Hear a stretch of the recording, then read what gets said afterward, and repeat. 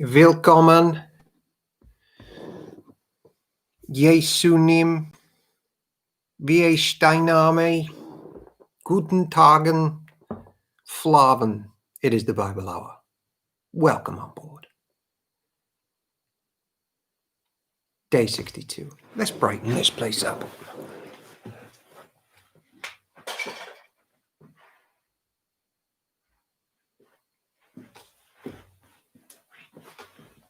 Lovely colours. Welcome on in. Good evening, Park End Church admin. Good evening, everyone. I already know who the admin is. Welcome to the Bible Hour, capital B, capital H. Tonight we continue the story of Esther in chapter 3 of the eponymous book. Ricky B, he's in the house.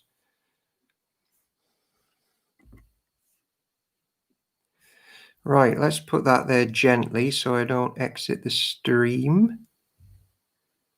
Who'd have thought 65 days of Bible Hour? It's that Harvard degree that you display every time you send a message, Ricky B.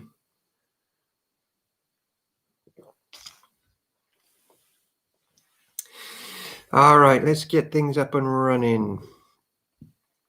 Better get Esther on the go, wouldn't we?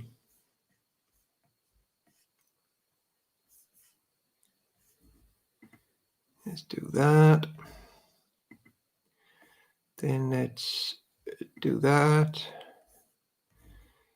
Then let's do that for sure. Yeah, we need that. Yes. Yes, do that, please. Yes, please. And bingo. Close that. Put that like that. And then move him just ever so slightly there. Yes.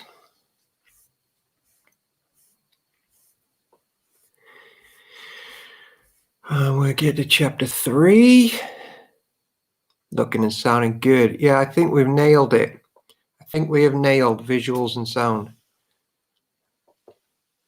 Oh, and I've just been watching your wedding speech and stuffing my hanky in my mouth with laughter. Yeah. Yeah, that's on YouTube, isn't it? From a long time ago. Someone filmed it in the crowd.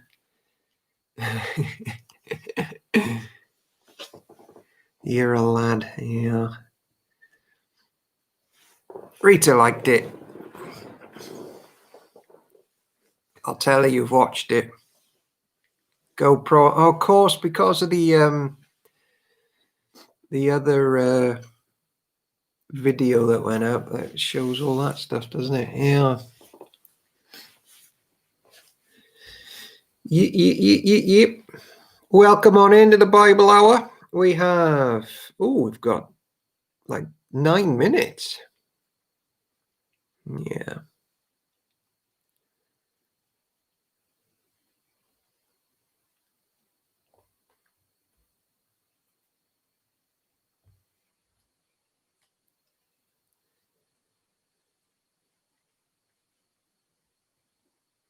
Paula Barrett in the house.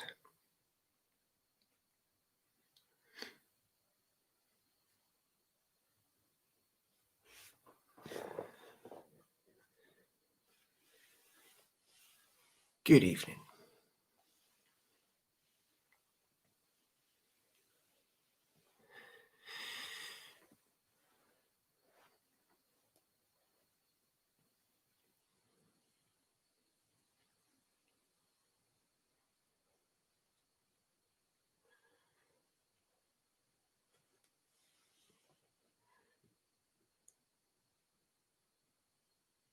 Yeah, good question. How does he achieve the harmonies? Hard work, dedication. That's what I think.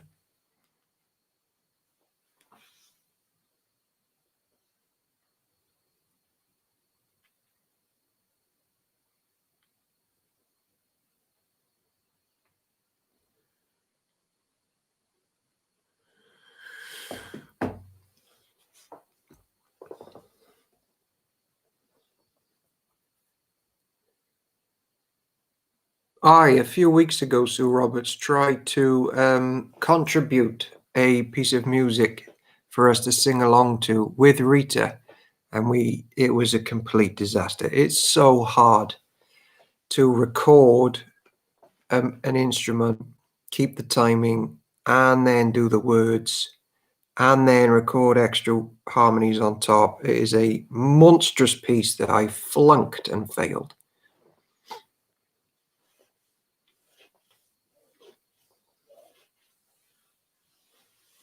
Though I might have another go. In fact, I'll make a note about that. Evernote.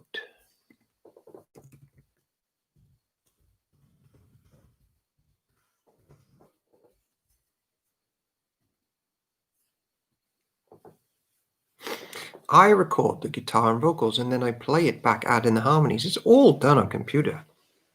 Can't all be good at everything. I don't believe, Sue Roberts, that you're not good at everything. I don't believe that for 1 second.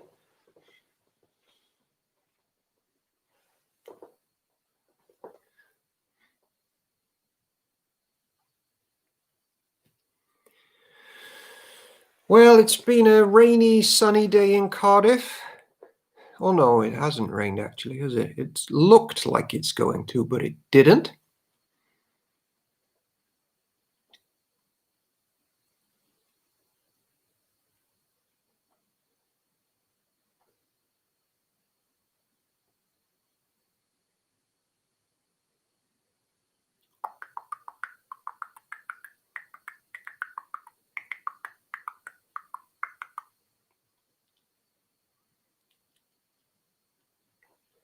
I'm hopeless at everything, which was why I make so much noise. Hey, Gary, welcome back. I saw you at the Sunday stream as well. Amazing that you keep dropping back in. North Star, good morning from Zeeland, Newedd. Right, actually, now you're here, let me just try and justify a mistake I've made and shift the blame off me and onto someone else. Always a good thing to do. Let me find something here. Right. In the Park End Church crossword, I put the questions together. Some people sent some in, but I did a lot of the questions. And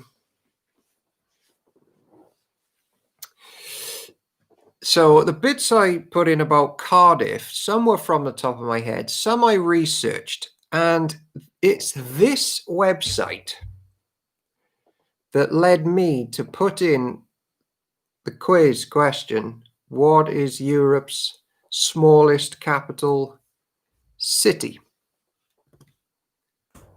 In that site there,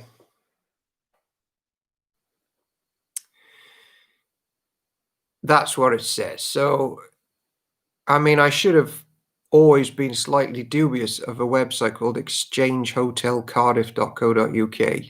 Sue Roberts is adamant it's Valletta. Most people now think it's the Vatican.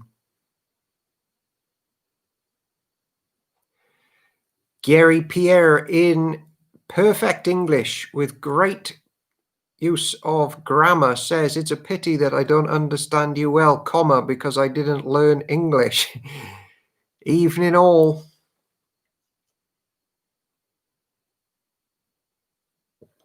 Anyway, that pesky website there says like 15 facts about Cardiff or something like that. And one of them is that one about Europe's smallest capital city, which just goes to show yet again, don't trust the internet. Good evening, Diane Robbins. Oh, go to the Russia. Yeah, okay, all right.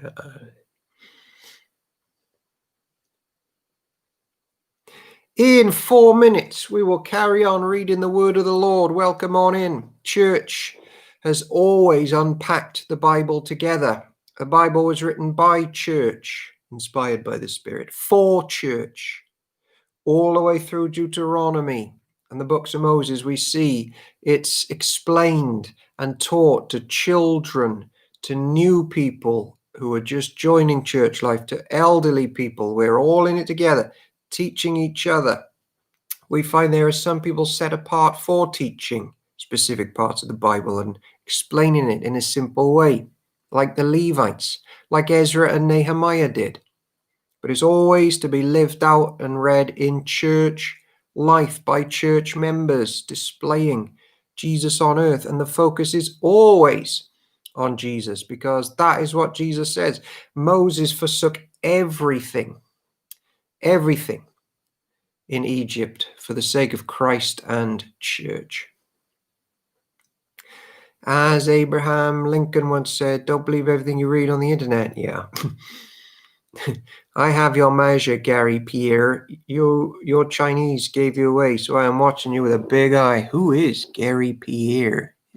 Is this some sort of Park End joke which is yet again above me? I can't keep up with Cardiff High sense of humour, man. It's just... Why did I start doing this? Okay, good question, Gary. So I'm just taking my socks off because, you know, it's that time of day, isn't it?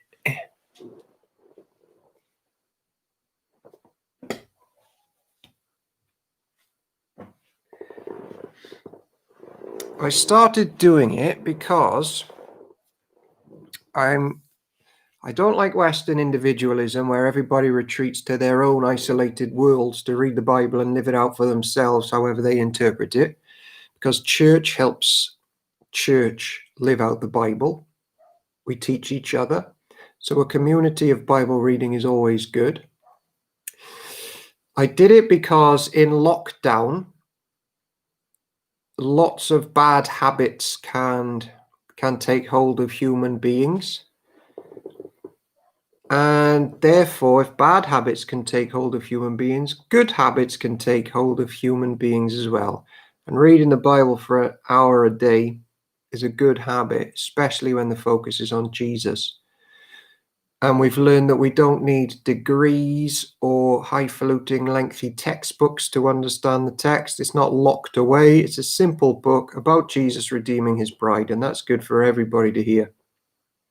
Third, it offers us all company where we only really see 1 or 2, 0 to 3 people a day at the moment, a bit more now. So fourth, I loves the Bible, so I'm always going to be talking about it in some form, so I might as well switch a camera on and do it. You dig? Let me read you some statistics that a church member sent me this week. It's really interesting.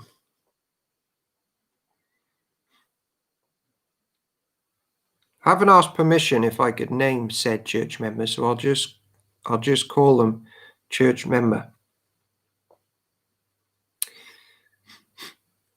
In normal times, only 5% people in the UK attend a church service. However, during lockdown, 1 in 4 people have been accessing online services. That's a 5 times increase. The challenge now, Park End Church leaders, is how do we nurture them into church life?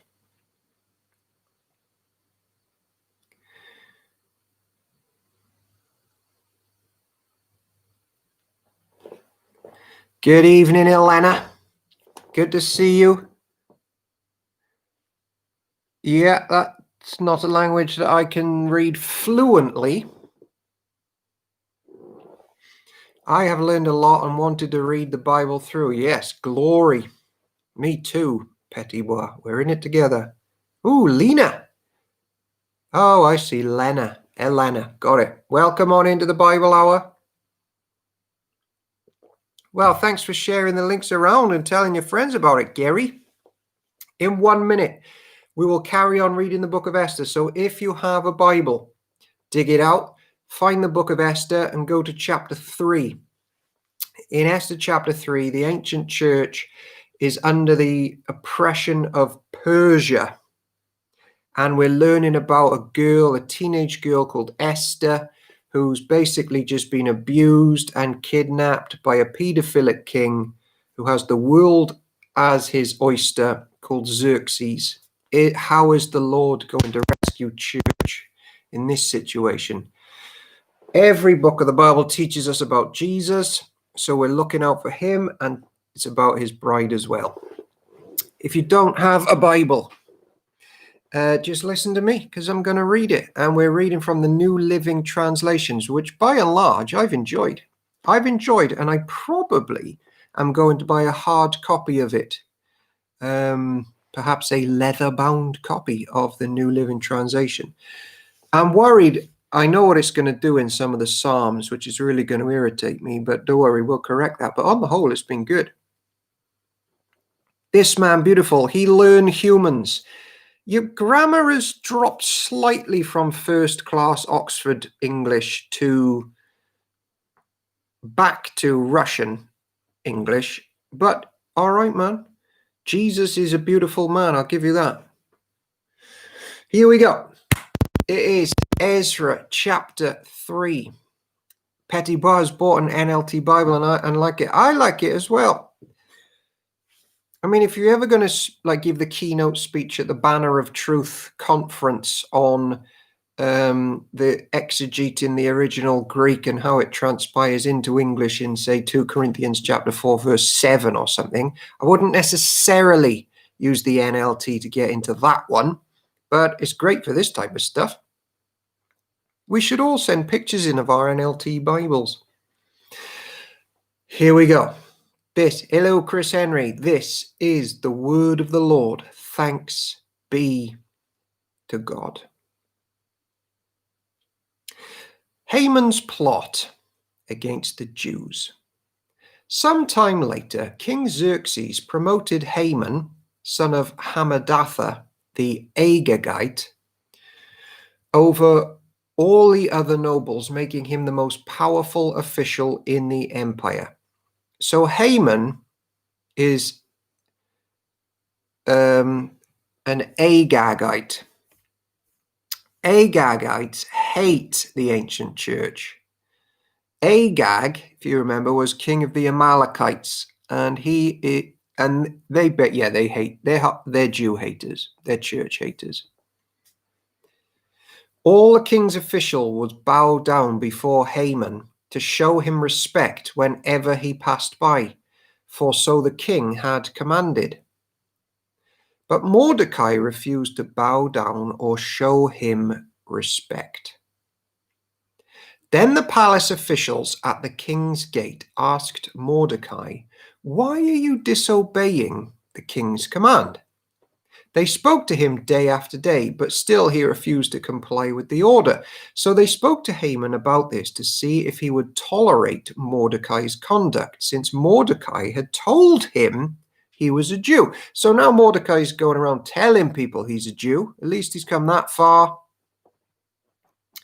But he ain't bowing down to anyone but the living God. When Haman saw that Mordecai would not bow down or show him respect, he was filled with rage. He had learned of Mordecai's nationality, so he decided it was not enough to lay hands on Mordecai alone. Instead, he looked for a way to destroy all the Jews throughout the entire empire of Xerxes. So in the month of that, by the way, has been repeated several times in the world since. The most recent, of course, was the 1930s and 40s in Europe. Destroy the Jews in the empire. So in the month of April, during the 12th year of King Xerxes' reign, lots were cast in Haman's presence. The lots were called Purim, to determine the best day and month to take action. And the day selected was March the 7th, nearly a year later.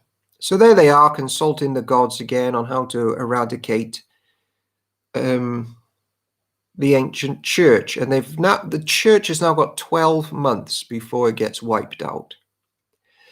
Then Haman approached King Xerxes and said, "There is a certain race of people scattered throughout all the provinces of your empire who keep themselves separate from everyone else. Their laws are different from those of any other people, and they refuse to obey the laws of the king. So it is not in the king's interest to let them live. If it please the king, issue a decree that they be destroyed, and I will give 10,000 large sacks of silver to the government administrators to be deposited in the royal treasury. So that's the original. No, it's not even the original final solution, because Egypt had tried it twice. It's the third solution. The king agreed, confirming his decision by removing his signet ring from his finger and giving it to Haman, son of Hammedatha, the Agagite, the enemy of the Jews. The king said, "The money and the people are both yours to do with as you see fit." So on April 17th, the king's secretaries were summoned, and a decree was written exactly as Haman dictated. It was sent to the king's highest officers, the governors of the respective provinces, and the nobles of each province in their own scripts and languages. The decree was written in the name of King Xerxes and sealed with the king's signet ring.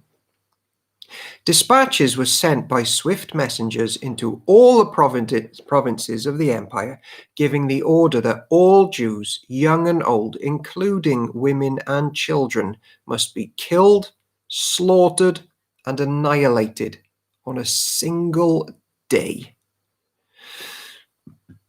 This was scheduled to happen on March 7th of the next year. The property of the Jews would be given to those who killed them. I mean, it's horrific stuff, isn't it? And imagine hearing that announcement on the news. When you cannot see his hand, when you cannot trace his hand, you can trust his heart. That's the living God. A copy of, excuse me, excuse me.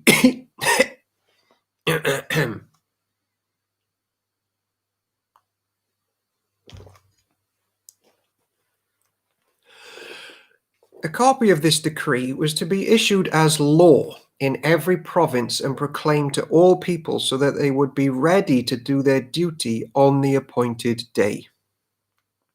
At the king's command, the decree went out by swift messengers, and it was also proclaimed in the fortress of Susa.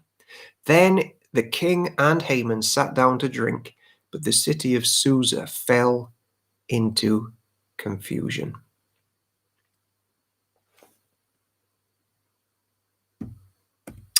Welcome on into the Bible Hour. It is 9:10 in the UK time. I don't even know the date. I'm not even sure I know the month. It's possibly June. Here we read the Bible and we learn about the living God revealed in Jesus. And we have made it all the way to Esther chapter 4. We are way ahead of schedule. We are way ahead. Welcome on in, Nick Hawkins. We are on Esther chapter 4.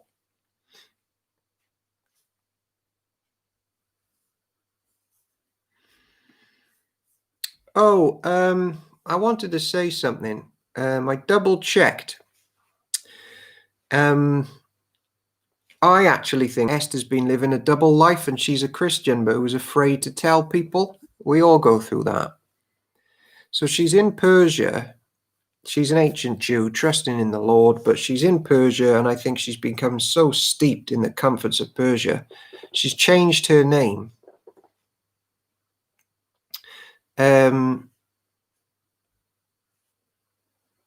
From Hadassah, which was a Jewish name which means myrtle, to Esther, which means a Persian name, which means star.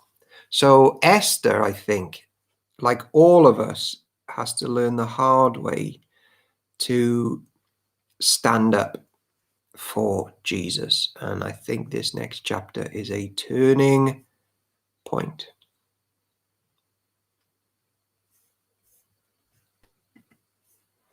Mordecai requests Esther's help. When Mordecai learned about all that had been done, he tore his clothes, put on burlap and ashes, and went into the city crying with a loud and bitter wail. He went as far as the gate of the palace, for no one was allowed to enter the palace gate while wearing clothes of mourning. And as the news of the king's decree reached all the provinces, there was a great mourning among the Jews. They fasted, wept, and wailed, and many people lay in burlap and ashes. When Queen Esther's maids and eunuchs came and told her about Mordecai, she was deeply distressed. She sent clothing to him to replace the burlap, but he refused it. Then Esther sent for Hathach,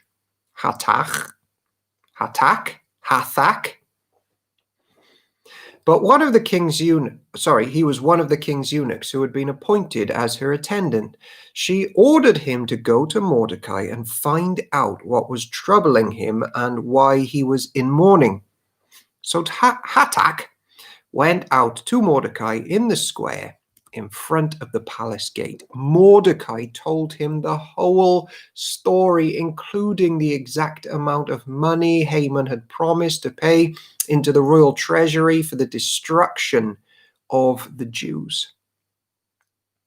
Mordecai gave Hathach a copy of the decree issued in Susa that called for the death of all Jews. He asked Hathach to show it to Esther and explain the situation to her. He also asked Hathach to direct her to go to the king to beg for mercy and plead for her people. So Hathach returned to Esther with Mordecai's message. So now, invisible, quiet church member Esther is confronted with a situation that she has to now stand up publicly for the church of the living God. This is massive because we're confronted with these things in a society that hates Jesus. Then Esther told Hathach to go back and relay this message to Mordecai. All the king's officials and even the people in the provinces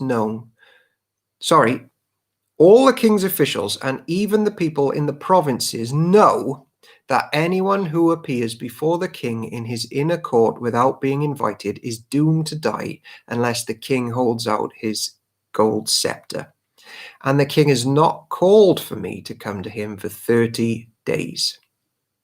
King, people, King Xerxes, the king of Persia, people, that's like this here, that's a person. So Hathach gave Esther's message to Mordecai. Her people were Jews, but she'd been forced to marry the Persian king. And he's got to rule everybody. Perhaps the eldership of Park End should have a similar rule, that if you interrupt Xerxes, you would die unless he liked you and held up his scepter. Should we have such barriers between us and the church members? A scepter of gold. Mordecai sent this reply to Esther. Don't think for a moment that because you're in the palace, you will escape when all other Jews are killed. One of the best verses in the whole Bible is coming up soon. If you keep quiet at a time like this, deliverance and relief for the Jews will arise from some other place, but you and your relatives will die. Ready? Who knows if perhaps you were made queen for such a time as this. Bible Hour. Have you been born?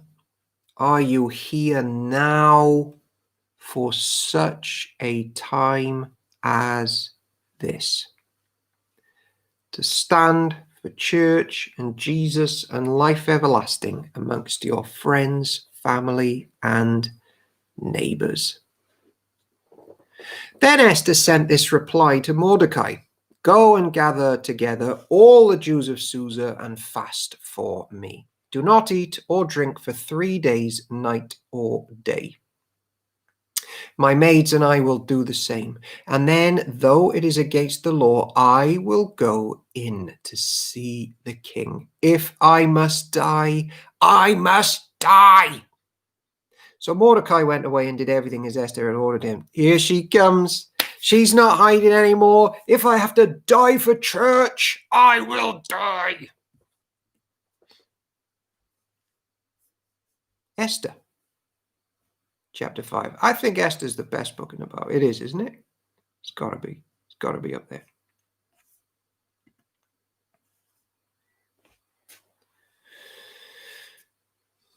Okay.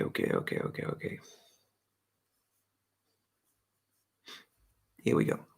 On the third day of the feast, Esther put on her royal robes and entered the inner court of the palace, just across from the king's hall. That third day narrative, something's going to happen, which is big. The king was sitting on his royal throne facing the entrance when he saw Queen Esther standing there in the inner court. He welcomed her. What did I say? Fast feast? Fast feast. Fast. Yeah. Sorry, yeah. No feast. The anti-feast, a fast. The king was sitting on his royal. When he saw Queen Esther standing there in the inner court, he welcomed her and held out the gold scepter to her. Park End Church member, I would hold out a gold scepter to you. So Esther approached and touched the end of the scepter. It's a great marriage, isn't it? Where just to see your husband, you literally risk your life, and he might kill you. But if you're lucky, he'll hold out the great scepter, and then you can have a chat with him. Hey, maybe I should try that at home. Then the king asked her, "What do you want, Queen Esther? What is your request? I will give it to you, even if it is half the kingdom." I think he's drunk. And Esther replied, "If it please the king, let the king and Haman come today to a banquet I have prepared for the king." What a marriage, MacDonald. Yeah. The king turned to his attendants and said, "Tell Haman to come quickly to a banquet as Esther has requested." So the king and Haman went to Esther's banquet. Is she being like to further and protect church? Is she being clever? Because Jesus calls us to be clever evangelists. Wise as serpents, gentle as doves. And she probably knows that he's easy to handle if he's been well fed. So instead of just barging in and demanding things, she's like, let's have a meal first. Clever evangelism. Tell Haman to come, and we're off to Esther's banquet. Verse 6. And while they were drinking wine, yeah, classic, the king said to Esther, "Now tell me what you really want. What is your request? I will give it to you, even if it is half the kingdom." Esther replied, "This is my request and deepest wish. If I have found favor with the king, and if it pleases the king to grant my request and do what I ask, please come with Haman tomorrow to the banquet I will prepare for you. Then I will explain what this is all about." So now she's being double sneaky. Well, not sneaky. Maybe she's just being really nice. Have another meal. Meals. Haman's plan to kill Mordecai. Haman was a happy man as he left the banquet. Hey, ladies, if you want men to be happy, we like food. We're much more easy to deal with after we've eaten. But when he saw Mordecai sitting at the palace gate, not standing up or trembling nervously before him, Haman became furious. However, he restrained himself and went home. He does remind me of Adolf Hitler. Like, if you do not bow to me, I will eradicate you. Then Haman gathered together his friends and Zeresh, his wife, and boasted to them about his great wealth and his many children. He bragged about the honors the king had given him and how he had been promoted over all the other nobles and officials. Then Haman added, "And that's not all. Queen Esther invited only me and the king himself to the banquet she prepared for us, and she has invited me to dine with her and the king again tomorrow." Then he added, "But this is all worth nothing as long as I see Mordecai the Jew just sitting there at the palace gate." I don't know if it's reverent or flippant to say hell-bent, but he does seem hell-bent on destroying church. Perhaps there's something really dark there. So Haman's wife Zeresh and all his friends suggested, set up a sharpened pole that stands 75 feet tall, and in the morning ask the king to impale Mordecai on it. When this is done, you can go on your merry way to the banquet with the king. This pleased Haman, and he ordered the pole set up. So Zeresh is also a psycho, but there's profound theology here because throughout the Bible, people hang on trees and they fulfill the Deutero law. Cursed is everyone who hangs on a tree. And we know the one above all others that died cursed on a tree. Esther, chapter 6. Is the Lord at work? That night the king had trouble sleeping, so he ordered an attendant to bring the book of the history of his reign so it could be read to him. In those records, he discovered an account of how Mordecai had exposed the plot of Bigthana and Teresh, two of the eunuchs who guarded the door to the king's private quarters. They had plotted to assassinate King Xerxes.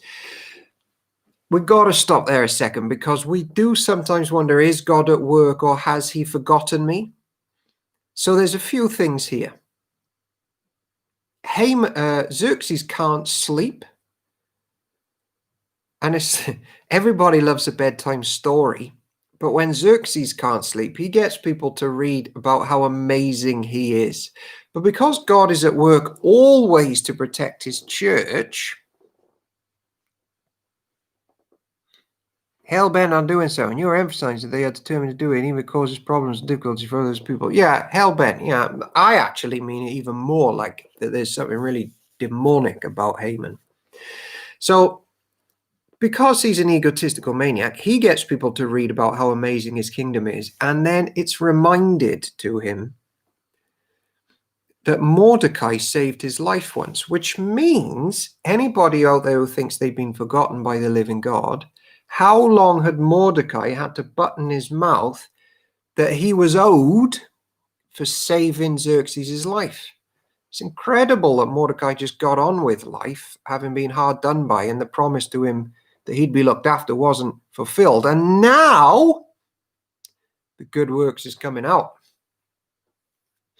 What reward or recognition did we ever give Mordecai for this? The king asked. His attendants replied, nothing has been done for him. Who is that in the outer court? The king inquired. As it happened, Haman had just arrived in the outer court of the palace to ask the king to impale Mordecai on the pole he had prepared. So the attendants replied to the king, Haman is out in the court. Bring him in, the king ordered. So Haman came in, and the king said, what should I do to honor a man who truly pleases me? So in the Lord's sovereignty, Xerxes can't sleep right at the right time. Mordecai rocks up. Haman rocks up just at the right time. Because in the sovereignty of the Lord who works all things for good, nothing is by accident or outside of his timing. Sometimes, and this will mean more to some people than others, sometimes turning up at the right place where you didn't think twice about it. You become like an angel for people in need. That is happening here. And that's not American Christian slush. That is robust biblical theology.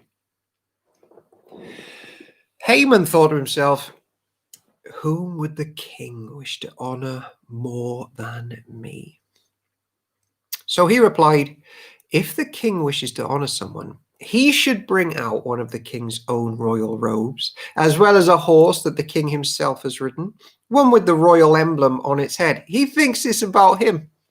Let the robes and the horse be handed over to one of the king's most notable officials, and let him see that the man whom the king wishes to honor is dressed in the king's robes and led through the city square on the king's horse.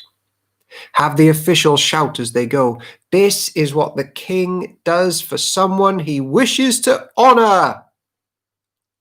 Excellent, the king said to Haman. Quick, take the robes and my horse and do just as you said for Mordecai the Jew. You cannot outlive or outsmart church.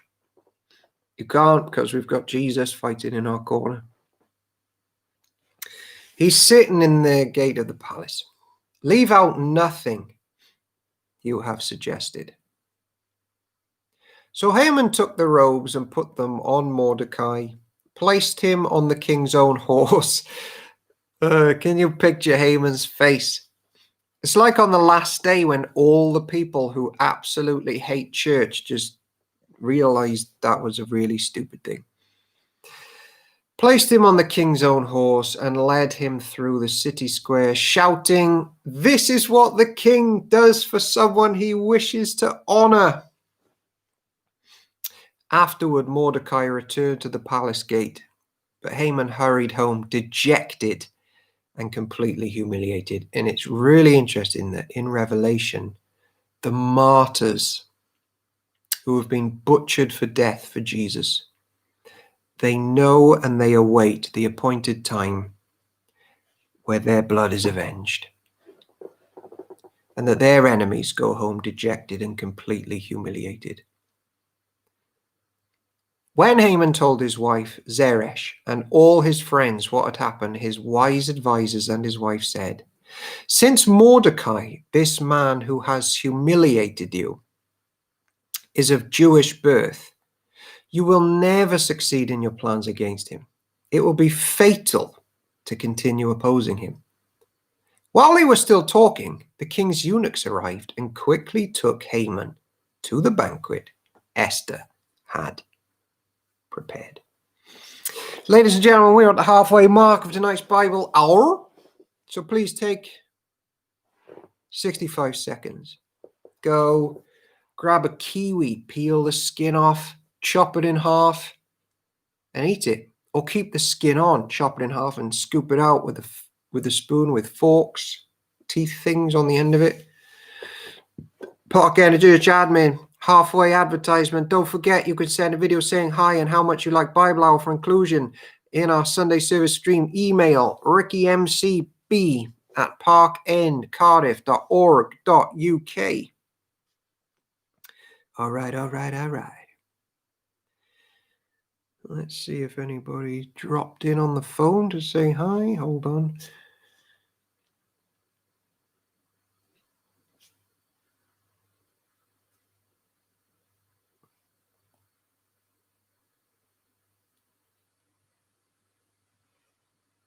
Something about credit cards. Neil on the case. All right. For any other Park End stuff, feel free to drop by our Facebook page, our Twitter page, our YouTube page, our lovely looking website. You can get sermons, articles, dates, directions. We're planning tomorrow to have a church prayer meeting at 7 p.m. on Zoom. So the details for that are on the church website. It'll only be 40 minutes, and then it'll cut off because we got the free version of Zoom. And then, God willing, next week, we're going to have a church curry, which you're all invited. I don't know what food Gary eats or Elena eats, or if you even like curry. You can eat whatever you like, but we're going to eat about 7 p.m. By that time, we'll have the fully functioning Zoom, and we'll just all be on the screen eating and chatting away. It's going to be nice.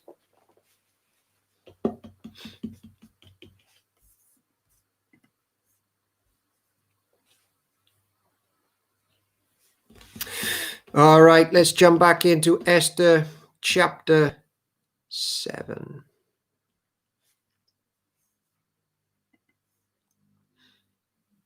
I think we're going to finish Esther tonight. I really do. Ezra, Nehemiah, Esther, Job. Yeah, then we're into a book where everybody likes the first 2 chapters and the last 2 chapters, and nobody reads the bits in the middle. So the king and Haman went to Queen Esther's banquet. On this second occasion, while they were drinking wine, the king again said to Esther, "Tell me what you want, Queen Esther. What is your request? I will give it to you, even if it is half the kingdom." I forgot to tell you on day one, you know, Xerxes is a complete, raging alcoholic sex pest. Vashti means beautiful woman. So he obviously has named her because he just sees people as objects. I forgot to add that detail in about her name. Here he is drunk again. Queen Esther replied, "If I have found favor with the king, and if it pleases the king to grant my request, I ask that my life and the lives of my people will be spared."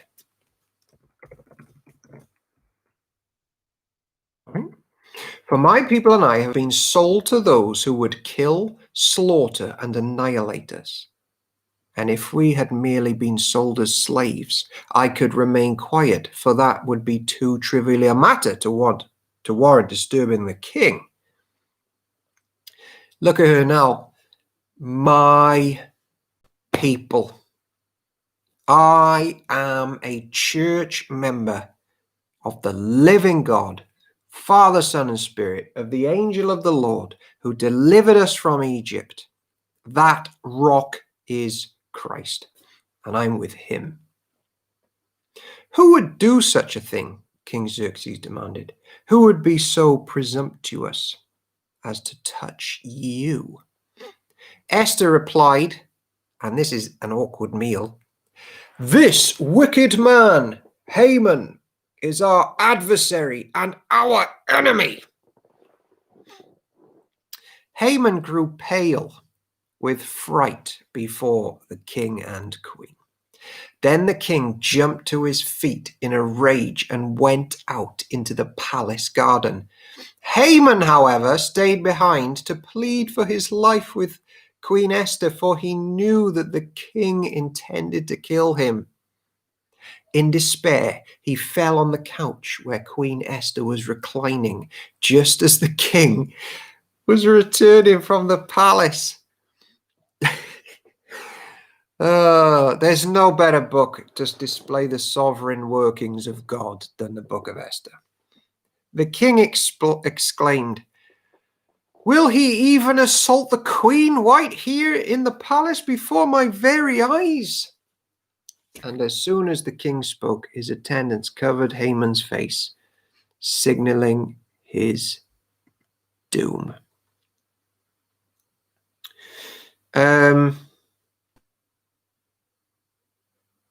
God cannot bear people taking advantage of his bride. And for once, Xerxes did act like the living God.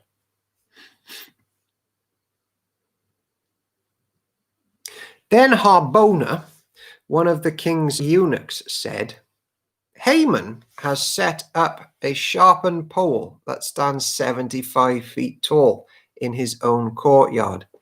He intended to use it to impale Mordecai, the man who saved the king from assassination.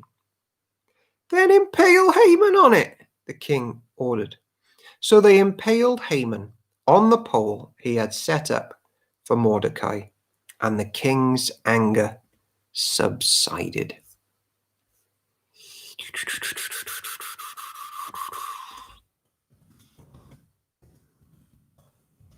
I love that. Esther, chapter 8.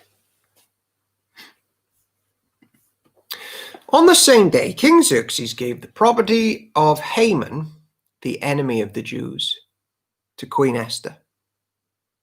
Then Mordecai was brought before the king, for Esther had told the king how they were related. The king took off his signet ring, which had been taken back from Haman, and gave it to Mordecai. And Esther appointed Mordecai to be in charge of Haman's property. Then Esther went again before the king, falling down at his feet and begging him with tears to stop the evil plot devised by Haman the Agagite against the Jews. Again, the king held out the gold scepter to Esther, so she rose and stood before him. Esther said, "If it please the king, and if I have found favor with him, and if he thinks it is right, and if I am pleasing to him, let there be a decree that reverses the orders of Haman, son of Hammedatha the Agagite, who ordered that Jews throughout all the king's provinces should be destroyed. For how can I endure to see my people and my family slaughtered and destroyed?" Then King Xerxes said to Queen Esther and Mordecai the Jew, "I have given Esther the property of Haman, and he has been impaled on a pole because he tried to destroy the Jews. Now go ahead and send a message to the Jews in the king's name, telling them whatever you want, and seal it with the king's signet ring. But remember that whatever has already been written in the king's name and sealed with his signet ring can never be revoked." They're in a pickle here. Does the Lord get his church out of pickles? So on June 25th, that's one day after my birthday, everybody, the king's secretaries were summoned, and a decree was written exactly as Mordecai dictated. It was sent to the Jews and to the highest officers, the governors, and the nobles of all the 127 provinces stretching from India to Ethiopia. The decree was written in the scripts and languages of all the peoples of the empire, including that of the Jews. The decree was written in the name of King Xerxes and sealed with the king's signet ring. Mordecai sent the dispatches by swift messengers who rode fast horses, especially bred for the king's service. So now a new headline is going out to the entire kingdom, which stretched from that side of the world to that side of the world. The king's decree gave the Jews in every city authority to unite and defend themselves. Their lives.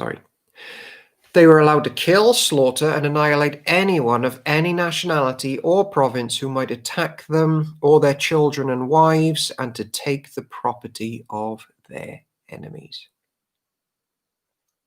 The day chosen for this event throughout all the provinces of King Xerxes was March 7th of the next year.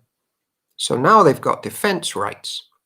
A copy of this decree was to be issued as law in every province and proclaimed to all peoples, so that the Jews would be ready to take revenge on their enemies appointed on the day. So, urged on by the king's command, the messengers rode out swiftly on fast horses bred for the king's service. The same decree was also proclaimed in the fortress of Susa. Then Mordecai left the king's presence, wearing the royal robe of blue and white, the great crown of gold, and an outer cloak of fine linen and purple. There's a few things I want to say there that's just struck me. Look at the misery that Mordecai goes through at the start of the book, and now look at his exaltation. Dressed in royal robes. In royal robes I don't deserve. I live to serve your majesty. There's that for every church member. And there's also, though, he's a picture of the one who's entreating the king to save the church. That's a picture of Jesus, isn't it? What a promotion, isn't it, MacDonald? And you, MacDonald, are going to have the same promotion. And I will see you there. And the people of Susa celebrated the new decree. The Jews were filled with joy and gladness and were honored everywhere. In every province and city, wherever the king's decree arrived, the Jews rejoiced and had a great celebration and declared a public festival and holiday. And many of the people of the land became Jews themselves, for they feared what the Jews might do to them. Fear of God sweeping round. Don't mess with church.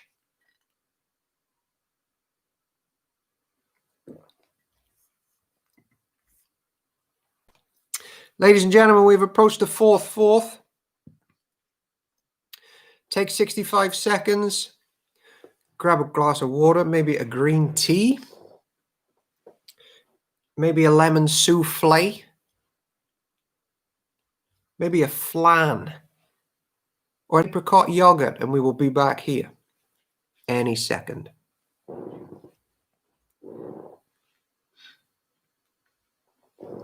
Meanwhile, Chris Henry, how is the lighting in today's stream? The board looks blue. The curtains look yellow. The Ferrari looks red. Is that all right?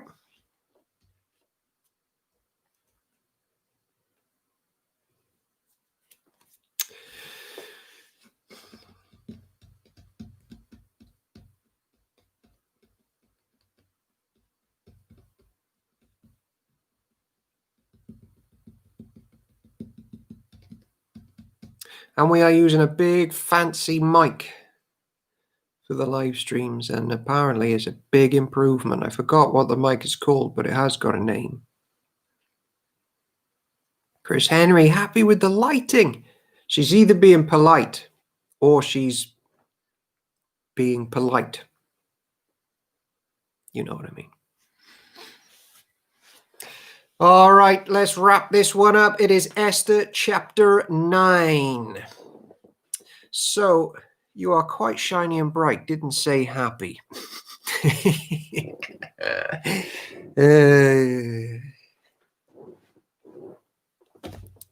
I'm gonna get it one day. By day 74, I'll be perfect. Esther chapter 9. So on March 7th, the 2 decrees of the king were put into effect. On that day, the enemies of the Jews had hoped to overpower them, but quite the opposite happened. That is one of the greatest lines ever for church. The enemies of church had hoped to overpower them, but quite the opposite happened. It was the Jews who overpowered their enemies. This is the best book in the Bible. It is. That's a fact. I reckon Moses wrote this one. He's back from the dead and he wrote this one. It's the only explanation for the quality of this one. The Jews gathered in their cities throughout all the king's provinces to attack anyone who tried to harm them. But no one could make a stand against them, for everyone was afraid of them. And all the nobles of the provinces, the highest officers, the governors, and the royal officials helped the Jews for fear of Mordecai. For Mordecai had been promoted in the king's palace, and his fame spread throughout all the provinces as he became more and more powerful. So the Jews went ahead on the appointed day and struck down their enemies with the sword. They killed and annihilated their enemies and did as they pleased with those who hated them. In the fortress of Susa itself, the Jews killed 500 men. They also killed Pash-an-Datha, Delphon, Asphatha, Paratha, Adaliah, Aridatha, Parmashta, Arisai, Aridai, and Vaizatha, the 10 sons of Haman, son of Hammedatha, the enemy of the Jews, but they did not take any plunder. That very day, when the king was informed of the number of people killed in the fortress of Susa, he called for Queen Esther and said, "The Jews have killed 500 men in the fortress of Susa alone, as well as Haman's 10 sons. If they have done that here, what happens in the rest of the provinces? But now, what more do you want? It will be granted to you. Tell me, and I will do it." Esther responded, "If it pleases the king, give the Jews in Susa permission to do again tomorrow as they have done today, and let the bodies of Haman's 10 sons be impaled on a pole." Judgment. Now, I wonder if we truly believe this.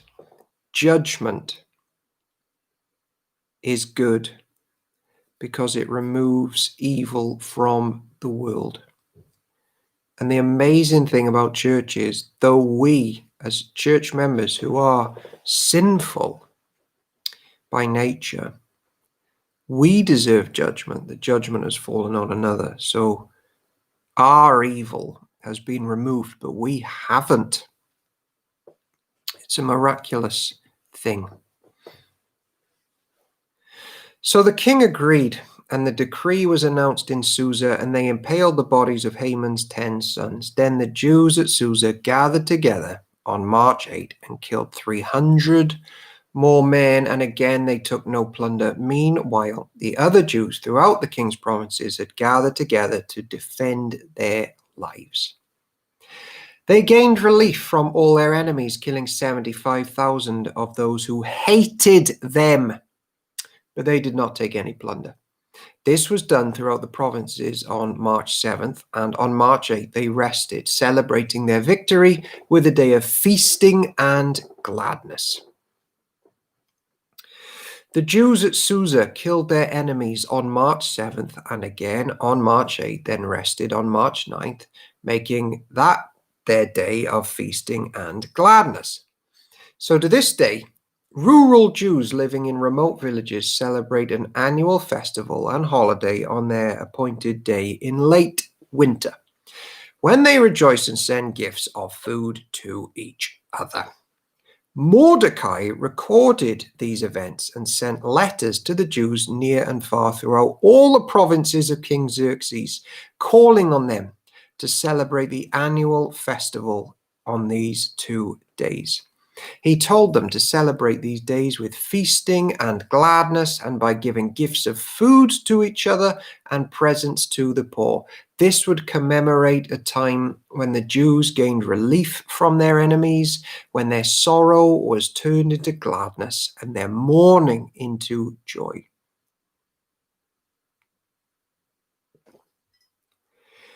So the Jews accepted Mordecai's proposal and adopted this annual custom. Haman, son of Hammedatha the Agagite, the enemy of the Jews, had plotted to crush and destroy them on their date, determined by casting lots. The lots were called Purim. But when Esther came before the king, he issued a decree causing Haman's evil plot to backfire, and Haman and his sons were impaled on a sharpened pole. That is why this celebration is called Purim, because it is the ancient word for casting lots. So because of Mordecai's letter and because of what they had experienced, the Jews throughout the realm agreed to inaugurate this tradition and to pass it on to their descendants and to all who became Jews. They declared they would never fail to celebrate these two prescribed days at the appointed time each year.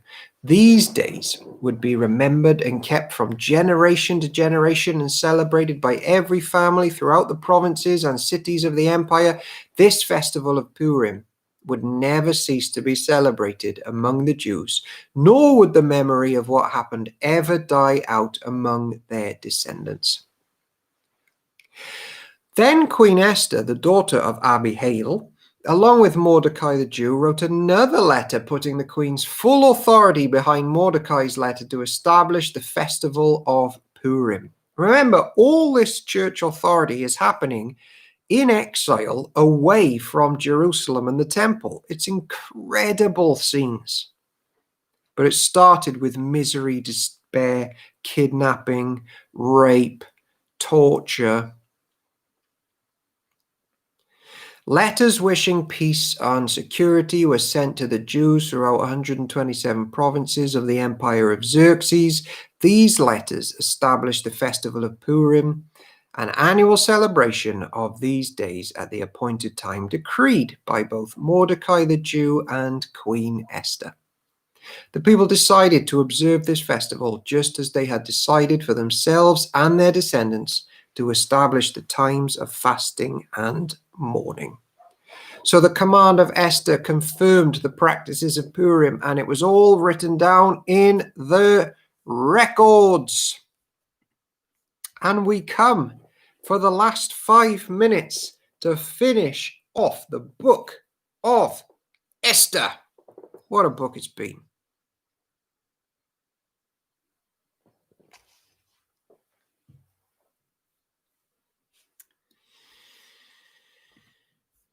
Esther chapter 10. King Xerxes imposed a tribute throughout his empire, even to the distant coastlands. His great achievements and the full account of the greatness of Mordecai, whom the king had promoted, are recorded in the book of the history of the kings of Media and Persia. Mordecai the Jew became the prime minister, with authority next to that of King Xerxes himself. He was very great among the Jews, who held him in high esteem because he continued to work for the good of his people and to speak up for the welfare of all their descendants. And that is a great legacy. He worked for the good of the church and church people. And we, people, are to come to the Lord Jesus Christ and then lay our lives down for the community of God, in which lie forgiveness, truth, challenges, advancements, difficulties, tears, laughter, feasting, fasting, births, deaths. It is all under the realm of King Jesus. And it's like 2 minutes. So we cannot start the book of Job, because the book of Job arguably is the best book in the Bible. I'm not saying it's my favorite book. It might be. But we cannot start Job chapter 1 with 120 seconds left of Bible hour. So let's close that bit off. This is the word of the Lord. Thanks be to God. And we just have like 1.5 minutes to remind everybody that we'll be back here at 9 p.m. tomorrow, God willing, unless the second coming happens or my internet gets cut. We are looking to do a curry night, which we'll be spamming the links to in this chat because we want everybody in this chat to be there. There's a church prayer meeting on Zoom at 7 o'clock tomorrow, the details of which you can find on the church website, which is something like parkendcardiff.org.uk.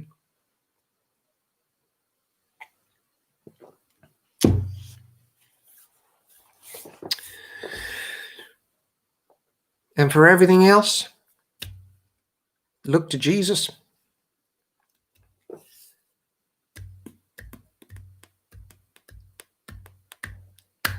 All right, God willing, we will see you tomorrow. Adios, amigos. The mic is a dipolar electric condenser microphone. Jeez kebabs, wowza.